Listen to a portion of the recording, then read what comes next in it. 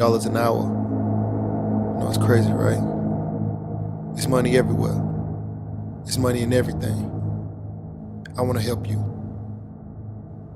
Start your business today. Come join my royal family. Subscribe to Casino Is the Name. Hey, yo, what's going on right now? You watching Casino Is the Name. Man, it feels good to be back up in here. We live right now. And, man, it's so many things that have happened since, I guess, even the last time that I even really went live. But, man, it's so many things in business and in like my personal life. There's so many things going on. It's crazy. All right. So I wanted to come on here and talk to you guys about the top 3 things that I learned doing government contracts. Now, in case you don't know what government contracts are pretty much the way that the government buys services and goods. They create a contract, and because it's the government, we call it government contracts. So if they want to purchase your electrical services, say your Georgia Power and the Department of Veteran Affairs Hospital needs electricity, they're gonna create a contract with Georgia Power.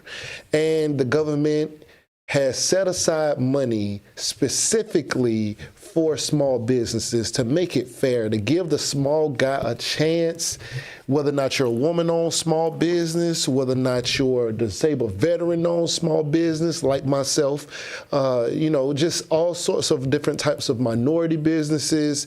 If you're a small business, the government is setting aside money for you to try to help get you some legitimate, nicely financed business, okay?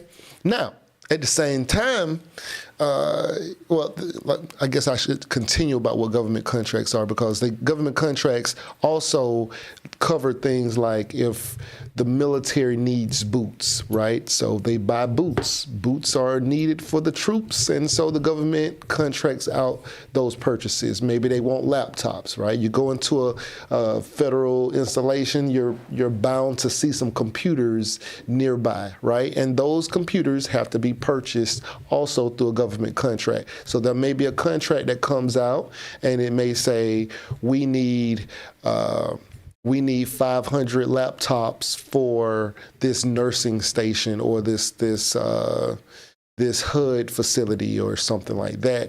And you could end up with that contract, and you would basically supply the laptops. They're not asking you to create the laptops. They're asking you to source the laptops and purchase them, and then upcharge the government for the purchase of those laptops. So let's say you find some laptops and you're paying $600 for the type of laptops that they're requesting, and it costs you $600 to purchase those 500 laptops, and you sell them to the government for $700, $800, whatever, and you make that difference of $200 per laptop. And so that's pretty much how that kind of thing goes. But that is basically government contracts. Anyway, before you get into government contracts, I would say there's some things that I could maybe advise you on, right?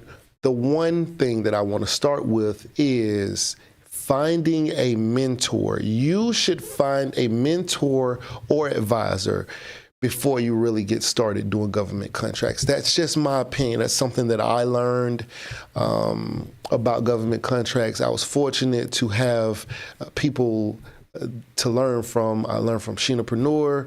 My sister taught me some things prior to me really jumping out there. But Sheena allowed me to learn a lot from her, because I was also subcontracted through her company. She subcontracted my company to do some work. So that was a great learning experience to be able to subcontract, which is actually my second, I guess, recommendation, or the thing that I learned. The fastest way to grow to me is through subcontracts. That from my experience, right? Because some people say acquisitions is the fastest way to grow, but to me, the fastest way to grow, to go from zero to money, to getting paid, would be subcontracting. That means somebody else has already won the contract. Let's say today, right now, you decided you were going to get into government contracts today.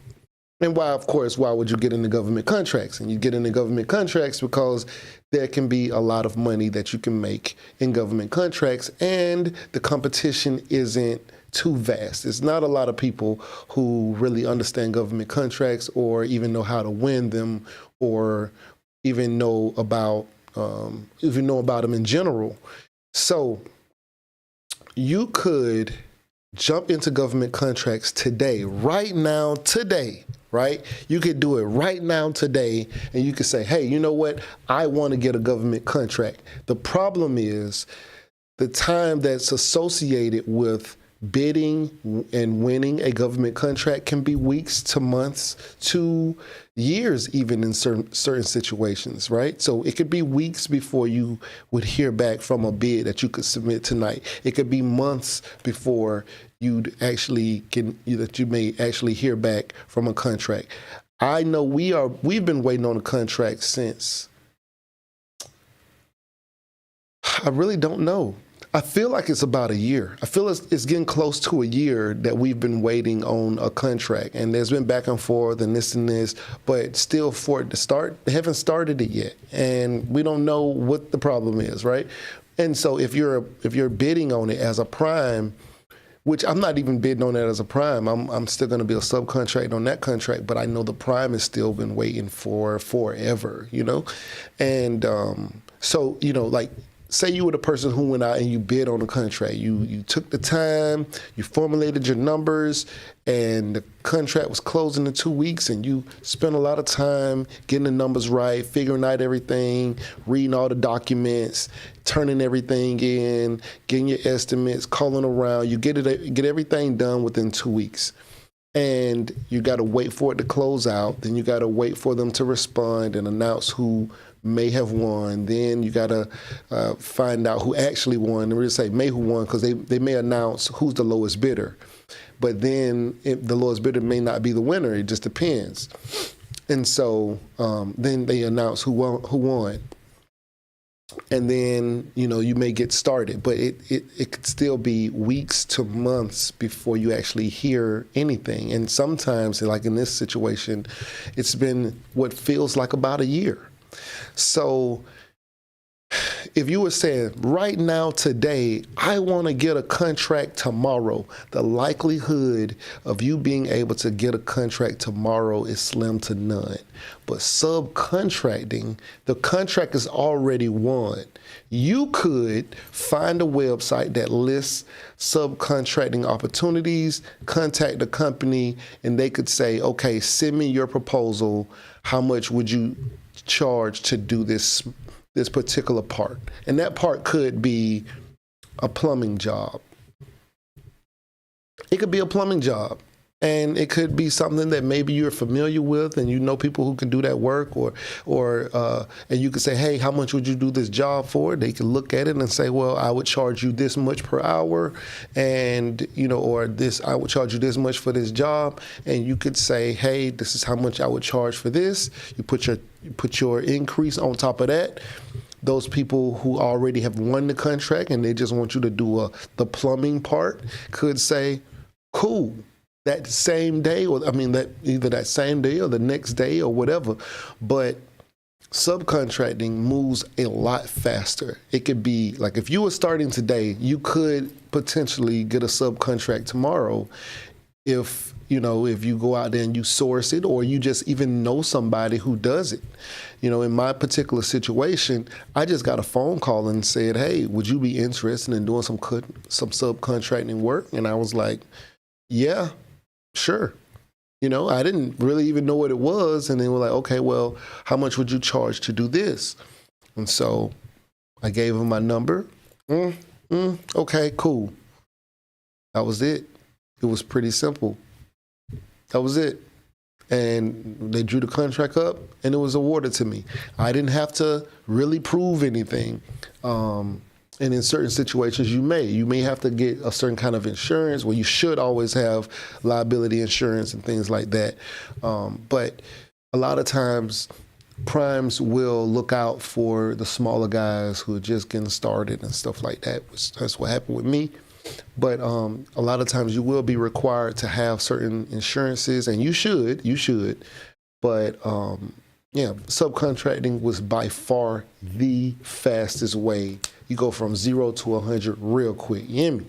All right, without having to wait a bunch of time. And in a lot of situations, you may not be required to come out of pocket much of anything, depending on what the contract is that you're subcontracting for. Sometimes it's very limited, and of course you can still, I don't want to use the term middleman, but let's say I am required, I'm saying, okay, I can do this plumbing job. I'm bidding on this plumbing job, and I'm going to outsource the work to somebody else. That's definitely one way to do it. But I was bringing my own people on to do it and things like that, to do different things. I didn't do any plumbing jobs, but just using that as an example.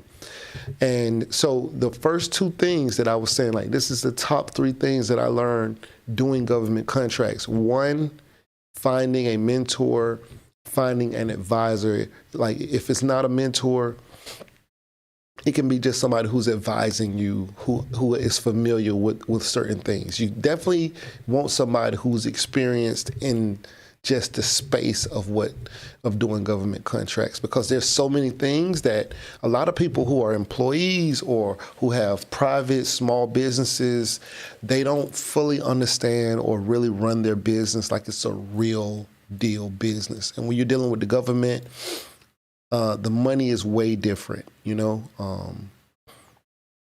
well, it can be way different, but it's definitely a much more serious type of thing, right? Like if you sell lemonade and got a lemonade stand, this is not the same thing as going up into a government facility and you have people working in there under you, and, they are wearing, shirts with, with obscene images on them and things like that. This is not your lemonade stand. This is not for the faint of heart.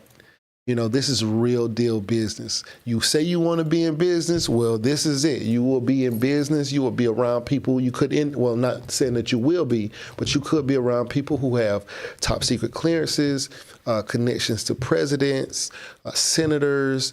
You could definitely be around some high-ranking government employees because you are in there doing the plumbing or vacuuming the carpet or wiping down a desk, right? You could be wiping down a desk, but you could be wiping down a senator's desk. You understand? Like, there's a difference. We literally wipe down a senator's desk, Warnock, okay? So there's access that, to spaces at times where you got to make sure that even though you're just going in to clean or you're going in to look at a light bulb to see if it needs changing, you need to know that your people are being professional if they're working for you or under you, or you could be let go off of a contract that could be worth hundreds of thousands of dollars.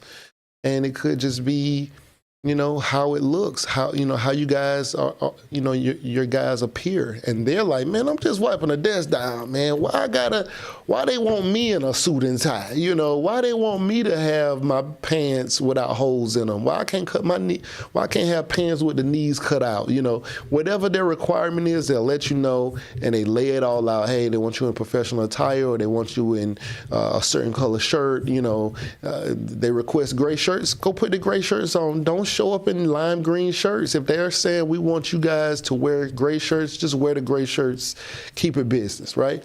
But that's why I said find a mentor, somebody who can help correct these issues or has experience in a certain space so that you'll know how to proceed, especially if you're brand new to any kind of professional level business like this, or if you're brand new to government contracts or whatever, or even just an industry. Because I'm not a plumber, right? But if you ask me today, would I bid on a plumbing contract? Yes, of course I would, because I'm not planning on doing the work anyway. I'm planning to hire the work or to outsource the work to somebody else, right? But there is still things that I should know, even if I'm going to do a plumbing job. There's still liability issues and things like that. I'm sending a plumber in there who doesn't know what he's really doing, right? I do need to check his credentials. I do need to make sure he's licensed. I do need to have some kind of understanding of what this is that I'm taking on. That's just something that you should do, okay? So, like I said, this is supposed to be a video about the top 3 things I learned doing government contracts. Number 1, find a mentor or an advisor who's familiar with whatever type of contracts that you're going to be doing, or just in general government contracts. Number two was, hold on, what was number 2? Number 2 was to subcontract first. Subcontract first. I say that's, I say this is my advice, because most people are trying to find some money and they want to get to money the fastest way. I'm not saying that this is the best way to do government contracts is through subcontracts. I'm saying that the fastest way to get to money will be through subcontracts. A lot of people out here bidding on contracts. I get it. When you bid, I got a checklist. If you look in the description of this video, I have a how to bid checklist in this video that you guys can get off of Amazon. But it's the link for it is on this video. It'll teach you how to bid on government contracts, step-by-step guide. It's a checklist, right? Straight down, do all of that, you'll be bidding on the contract. So, but if you don't want to bid, or you're saying, hey man, bidding is going to take too long, and I'm telling you, subcontracting is the fastest way. It is the way that I made money the fastest, bar none. Okay. Everybody kept saying, like when I first started talking about doing government contracts, people were coming on my videos and saying, yeah, but tell the people how long it took you. Tell the people the real. You coming on here saying you getting this much money from it, but tell the people how much you really got and how long. Well, not how much you really got, but how long it really took you before you were able to get $4,000 a month, before you were able to get have a $60,000 a month through a contract. And now, mind you, also that these numbers. If I say if I had a month where I made 10,000, I might have still spent 6,000 of that to my employees, equipment, whatever, to get a job done, and only kept maybe 4,000 or something like that, in a month or whatever. So I'm just telling you that the numbers that might come in are definitely gross, for sure. They're gross. Okay, they're not money that I keep, but for me to say, oh well, yeah, I had a $65,000 a month. Back, I think it's December or whatever, people were like, hey, yeah, I get it, you got a $65,000 a month, but why don't you tell the people about how long it actually took you from bidding to winning the contract to actually doing the work to actually getting paid? Tell the people the truth. Tell the people how long it really took you. And I said, oh, I see what they're saying. Well, it really didn't take me that long because I was a subcontractor. It would have been different if I was a prime. I have no idea. That contract was a $3 plus million contract. I think $3.2 or $3.5 million contract. My portion of it was about $300,000, and that was to hire people and get equipment and actually do the work and all of that kind of stuff. So, I had a staff and all of that kind of stuff, and it was only like 5 months that we were doing that. But like I had a lot of people I had to pay, and I had a lot of things I had to take care of out of that $300,000. But it was still really good though. I ain't gonna act like it wasn't. Still really good. But yes, so like. It was by way of subcontracting, though. If I was the person or the company that had bid on the $3.2 million contract, I don't know how long that contract took to solidify, to lock in. Hold on, my bad. I just seen it. Galvanized Financial. He says, yo, Casino, hope all is well, just stopping through. Yeah, man, everything's good, bro. I still got to holler at you for sure.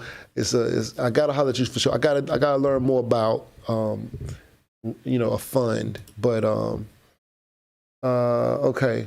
Boda Pro says, how did you get into position to be sought for that opportunity? What up, Casino?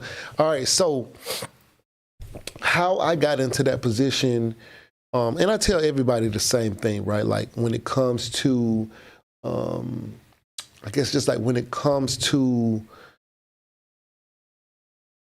anything where you're gonna be doing something, just saying it, like just making it public that this is what I'm trying to do, this is what I'm doing, right?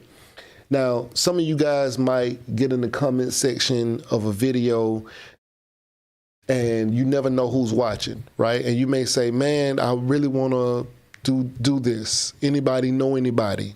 Sometimes people will say, hey, I do this and I'm actually looking for somebody or whatever. Excuse me. But I really was just, it actually started off on YouTube.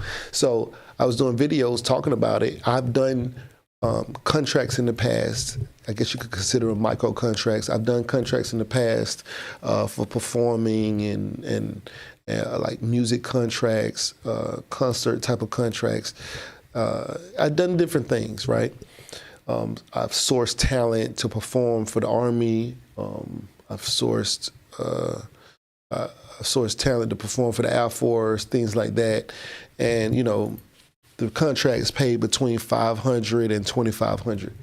And so, to get $2,500 for a 2-hour job, it was cool. So I was familiar with government contracts prior to. My sister, she was a contract law specialist. Like she was Army JAG, so she specialized in contracts and fiscal law. So I had that as part of, I won't say my household, but it's my older sister. So like I could have these conversations about contracts, and she would always be talking about them and stuff like that, saying that, hey, we should do this thing. But I was just always in a different space to be trying to do something like that. But just me talking about it, and Sheena was in the comment section discussing things with people, saying, she does government contracts, this and that. She came on a channel, did some interviews, and then what did I do? One day I was just at work and I was like, man, I thought about all the different industries that I could go into. And in case you don't know, I'm an auditor. I'm an accountant. I was an auditor for Homeland Security, Inspector General. So I was sitting there and I'm trying to figure out like what industry I could go into. I've done trucking. I'm a landlord. I've been a landlord for over 10 years. I've had I had my own trucking authority. I had a driver and a truck, and I even outsourced it.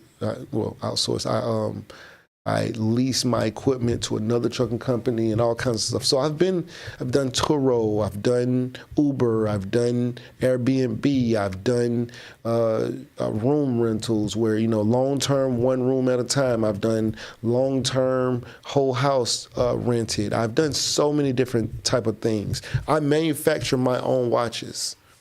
You know what I'm saying? So this is actually a casino watch. I manufacture my own watches. Like I had even, hold on, let me show you. Hold on. Oh no, I don't even have them no more. I only had the bottles. I was gonna show you the bottles. Like I had my own sweet tea. You know what I'm saying? I had my own tea called Tallahassee tea. I've done so many different things, and so I thought about all the different areas that I could go into that would really be. That I knew were real money and that could be life-changing money. Because, of course, I interview a lot of people as well, so assisted living facilities, everything. And so as I was thinking about it, I was like at work, and I'm like, man, I got to do something. I need a change, right?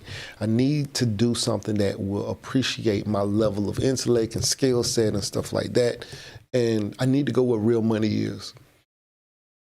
And out of everything, government contracts was like the one, right? Like it's crazy money in government contracts. And I was just like, man, I know where the money is. I know it's in government contracts above anything else. And like the government will always need something. They will always need something, okay? They'll just always need veteran housing. They're going to need Section 8. They're going to need HUD assistance. They're going to need electricity to power their computers. They're going to need computers. They're going to need cement to pave roads. They're going to need everything, okay? Always. It's always something the government is going to need. They got to pay rent somewhere because they renting buildings in town and things like that. The government is constantly going to be needy for something that you can provide or that I can provide. So that's why I say, you know what? I know that I need to be doing government contracts. So I just called the people who I know who did government contracts. And I said, hey, I'm really, really interested in doing government contracts. Sheena was one of those people. And I was like, you know, I need to know what the real profit margins are. And of course, it's no way to really give somebody like how much profit, you know, a contract will give you, because no contract is created equal. So I had conversations with multiple people about government contracts. And so I was like, yo, I'm definitely trying to do this, right? And I wasn't saying, hey, if you got a contract, let me know. I was just asking about it, trying to figure out, okay, you know, where do I start, right? Like I said, I started at one, trying to find an advisor or a mentor. And of course, at the time, I wasn't thinking about it as me trying to find a mentor. I was just asking friends that I knew, you know, just people that I knew, associates that I knew. I might have just told one of my friends that, man, I really want to do government contracts. And he says, oh, okay. And so while I'm talking to him, somebody might call him and he may say, hey, you do government contracts, right? Yeah, my partner, he said he trying to get into government contracts. Can you holler at him real quick? And then that fast, I'm in a whole conversation. These people like, yo, man, come on over here. Let me talk to you. Like, yo, you want to do government contracts? I be trying to get other people to do it. And so it just went from me just vocalizing that's what I wanted to do. It really started that simple, super simple, just saying I want to do government contracts. And that's how that opportunity came, because I was putting it out everywhere. Yeah, I want to do government contracts. I need to learn about it. I need to do this. I need to do some research. I was not ever planning on doing subcontract work. I wasn't even thinking about subcontract work. I was just thinking like, I need to learn about it. So I'm talking to everybody about it. And I get a call one day, and it was like, hey, we need some help on this contract. Would you even be interested? And I was like, yeah, of course. Like, I didn't know what the numbers were, and they didn't think I was going to be interested. She didn't think I was going to be interested because I had a real career and stuff like that. And this was like litter pickup. So she was like, hey, we kind of need some help with this thing. I don't know if you'd even be interested though. And I was like, yeah, like, let's do it. Like, I don't care. Like, I don't, you know, I wasn't planning on being there. And so she told me about it, and I worked the numbers out, and that ended up paying me about $10,000 a month.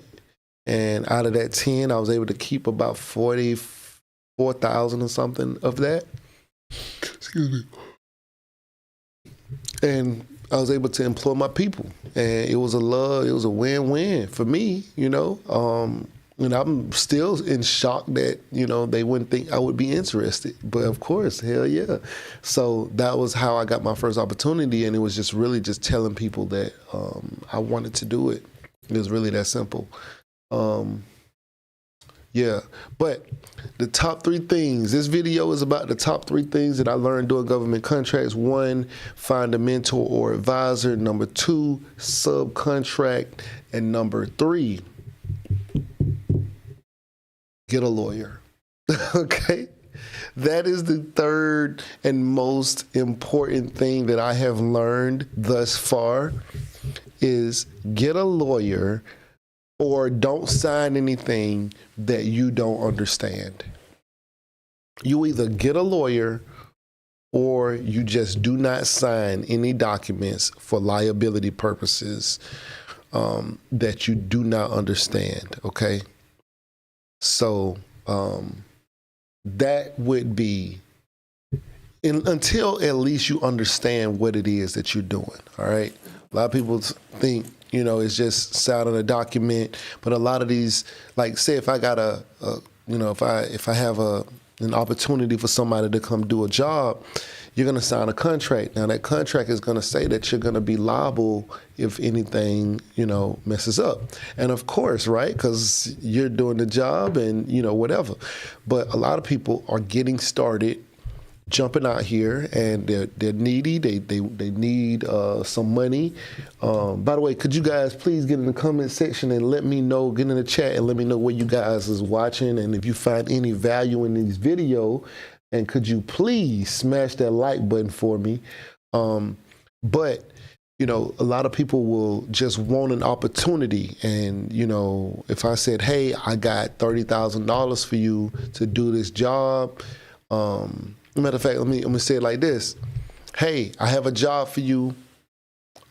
You'll make it. It's gonna pay $11,000 for 1 week of work, and really, I estimate it to take you maybe 3 to 4 days to complete the job with a decent sized group of people. But you're responsible for completing the job. It pays $11,000, right? Most of us will see $11,000 in a week, right? Now, hold on, let me do the math on this, all right? Now, so think about it. You had $11,000 for $11,000 for 1 week of work, right? Our logic is, if I can get $11,000 for 52 weeks, that's $572,000, right? So our brain automatically goes to, man, $11,000. If you did $10,000 a week times 52 weeks, that's $520,000. So you already thinking, man, that's equivalent to like $500,000 if I can keep this up. This is crazy money. But you have not fully understood what level of work that's going to require, how long, how many hours, how many people you need, how skilled those people would need to be. And so you may say, okay, cool. Now, if you start this job, it's an all or nothing. You must complete this job. If you do not complete this job, you don't get anything, right? So now I was in a situation like this where I had to sign saying, okay, I'm going to complete this job, and get $11,000 for it. I had no real understanding. It was, for me, it was a learning experience, but I had no real understanding of what this job would actually take to complete, because I've never done a job like this. It took $11,000. Well, it should have taken, and so long as, and the way I factored it, so long as we finished in 5 days instead of 3 to 4, we'd still be good. Even if we finished in 5, still's a profit. Excuse me. That project went well into Wednesday, Thursday of the next week, right? Including through the weekend. So over budget. Not only did I make no profit to the point where I didn't even want, like I wouldn't have even done it if I wasn't getting some kind of like a decent profit. Not only did I not get any profit, not even $1 profit, but I ended up having to pay for people. I was over budget, right? And so, but I had to complete the job, because why? If I don't complete the job, I don't get anything. Now I got people who I got to pay now. So now I got to complete the job. I can't even walk away from the job on the 5th day and say, you know what? Nah, we not going to finish on the 3rd day. Nah, we not going to finish, because now I got people that I got to pay. And so it's like it's a catch-22. So I got to pay people to finish the job. So you need to understand what you're signing. And I understood what I was signing when I agreed to do it and stuff like that. So, but there are a lot of people who just jump at the opportunity because it looks like, man, if I got $11,000 for, per week, every week, that's $500,000 a year. We hit into $600,000 a year, and that's the that's almost how it hits the brain. But that 11,000 took me almost 2 weeks. Well, you could say it took 2 weeks because let's say Wednesday, Thursday next week. When you add the weekend, we're at 14, 15 days or something like that. I mean, not 14, 15 days. We're over 10 days. Like 10 days would have been like Monday to Friday. We're about 10, 11 days in total time. So we end up doing like 2 weeks of workday stuff. So it's crazy. And then, we're working through the weekend. We got to pay people extra on the weekend, stuff like that. But we took on that responsibility by signing that, but thinking, well, worst case scenario, based off of what we were being told, it should only take 3 days, maybe 4, 3.5 days. And worst case scenario, it takes us 5. I still would have got the decent profit that I wanted. If it took 6, 7, then I'm kind of like, okay, I ain't really got no decent profit. But it went, 10, 11 days, no profit, put money into it to get done with it, just to get the money back just to get the money to pay people, right? Because I still needed to get that $11,000, to pay people since they had already started working for me, right? So, but you want to make sure that you got good legal representation, because you could end up holding the bag for something major. Okay, something major, things I can't really talk about right now, but hopefully this thing wraps up soon and I can further speak on things or whatever, but I can't really say certain things. But there's a whole segment of things that I need to tell you guys about that many of you don't know because you haven't done business at a certain level yet. And you definitely would want to know this before you actually go out here and you do business on a certain level, right? I've learned so much about just business in general, but absolutely about government contracts. And the experiences that I've had are, experience is like no other. Like, there's no teacher better than experience, right? You got to get out there and you got to experience some things. But that's why I'm giving you these 3 things, right? Find a mentor or an advisor. Find a subcontract first. Start out if you want to get the money fastest, subcontract. And then the last thing would be to get a lawyer, to get a good lawyer, right? At least to make sure, and a lawyer who understands contracts, right? Especially government contracts. It's not all the same, all right? Not all lawyers specialize in these things. But you want somebody who specializes in the space that you're in. And so you definitely want to deal with a lawyer who understands a particular kind of thing that you're going to be into, but you also want to, at least for the beginning, until you understand or you can recognize what something is. Like if something is routine to a point where, I've signed the same kind of contract over and over, nothing has changed, I already understand the verbiage, or you're just kind of reading and understanding at a certain level, or have a particular type of training or something like that. But yeah, I would not want to do certain things without certain legal representation, and it costs, right? And that's the other thing. Like doing business and making sure your contract is right, it costs. It can cost you a lot of money. If you're like, hey man, I'm trying to get money, it could cost you.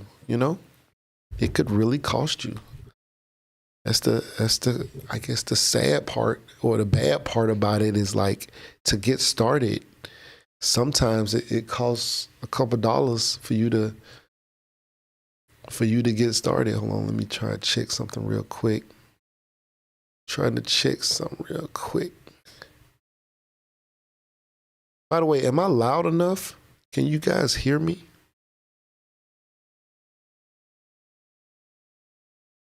Just trying to see, am I loud enough? Okay. All right. Yeah, so, but yeah, those three things, top three things that you need to do government contracts. One, a mentor, advisor.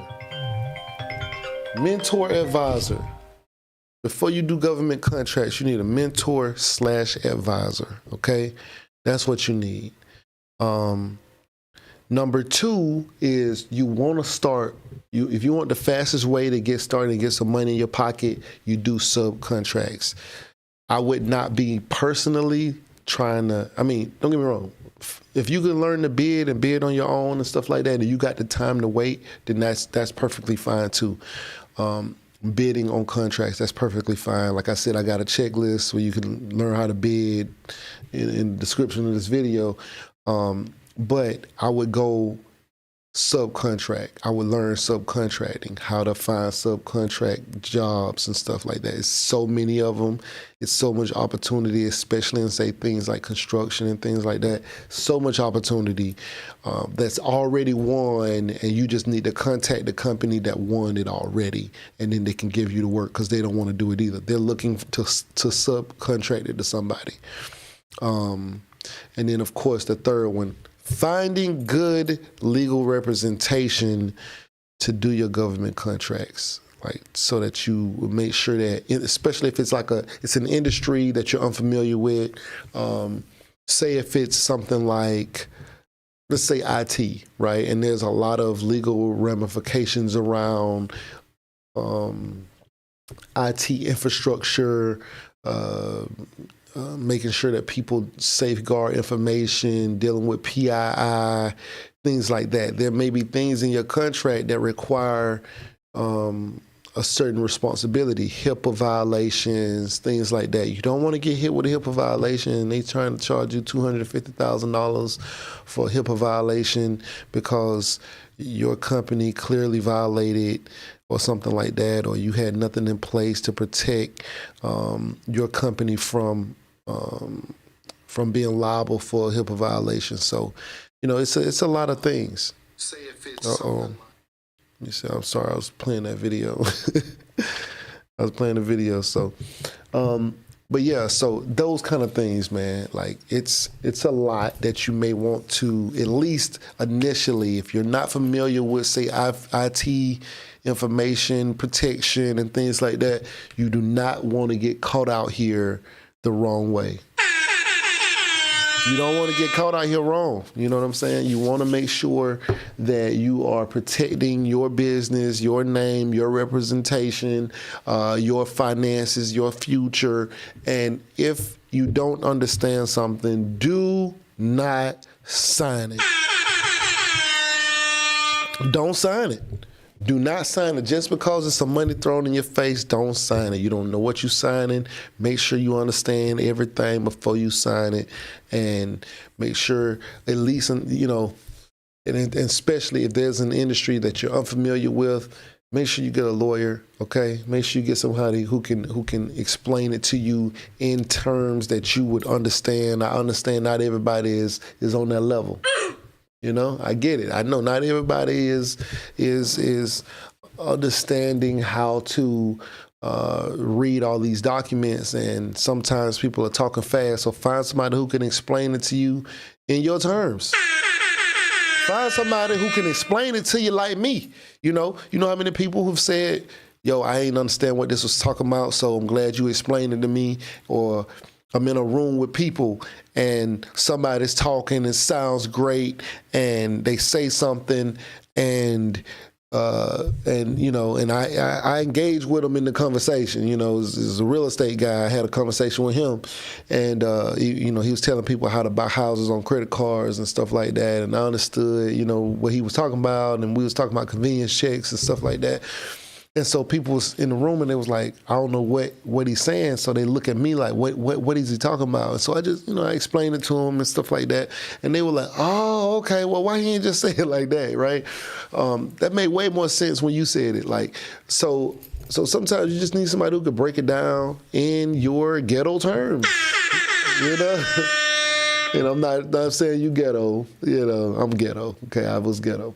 I'm reformed. All right, but sometimes you need people who can explain it so that you understand things, and there's nothing wrong with that. Okay, but do not go out here and get stuck with a bag. Something you didn't understand, and I understood what I was doing when I did that, that contract, and I was hoping that it was still going to be worth it. But even at a certain point of money, like let's say I was only going to make $200 for that, I wouldn't have done that contract. I would not have done that contract. If it was an $11,000 contract and I was only going to make $200 profit, with the energy and effort that I had to put in driving an hour away every day for 8 days out of the 10 days or whatever, I would not have done that job. I just wouldn't have done it because it didn't make sense. And I got less than that. I ended up having to come out of pocket. I came out of pocket maybe $700-800 or something out of pocket. So I paid to do that contract. I got a lot of experience. It's on my resume, but I would not have done that. And that's another thing, underbidding contracts. And don't get me wrong, I got what was left in it to get it done, and maybe we could have got it done under budget, but the people who I had bringing brand new people in who've never done that kind of job before, they didn't move at the speed or even understand necessarily the assignment. They basically didn't understand the assignment until maybe the third day. Maybe the third day before they actually got it, man. It's crazy, But it is what it is. But those folks wanted what they wanted, and my bank account still saw that 11,000 come in. It went right back out though. You know what I'm saying? So. Yeah, it came in and went right back out. That's what it sounded like when the last penny dropped. But anyway, I'm glad you guys came on here to rock with me, man. I just want to come on here and tell you guys this because people ain't telling y'all this, man. People ain't telling y'all what you gonna need to really be successful out here in this game. Some people telling y'all, but most people is not telling y'all, okay? You're going to get caught out here and you ain't going to know what's going on. I'm an extremely professional business person, all right? And I'm telling you that some of y'all don't know what you in for. You're just coming out here, so protect yourself. Do these 3 things because it is absolutely worth it to do government contracts. It's absolutely worth it to do government contracts. Okay? Government contracts are worth it. They're worth the effort, the energy, and everything. But these 3 bits of advice, finding a mentor or an advisor to help you, to introduce you to this world. Number 2, subcontract first. Start out subcontracting if you want to get money the fastest. If not, then yes, go ahead and become a prime. But as a prime, you are way more responsible for anything that messes up, okay? But become a prime if that's where you want to be. But I would say subcontract first. Do things on a smaller scale and grow into them. Don't get me wrong. Some people go straight to the majors, and I that's kind of mentality I got. I kind of want to go straight to the majors. You know what I'm saying?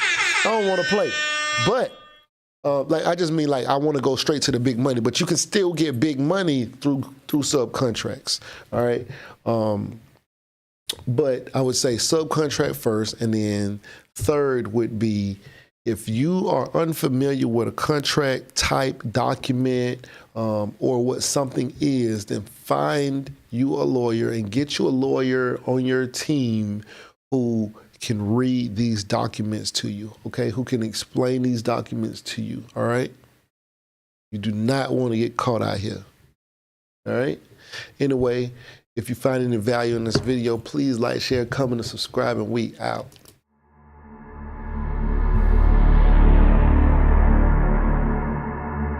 There are hedge fund managers making $1 million an hour. You know, it's crazy, right? It's money everywhere. It's money in everything. I want to help you. Start your business today. Come join my royal family. Subscribe to Casino is the name. Trucking is a $700 billion industry. It can literally change your life. Start your trucking business the right way and join my 90-day coaching program at CITNconsulting.com.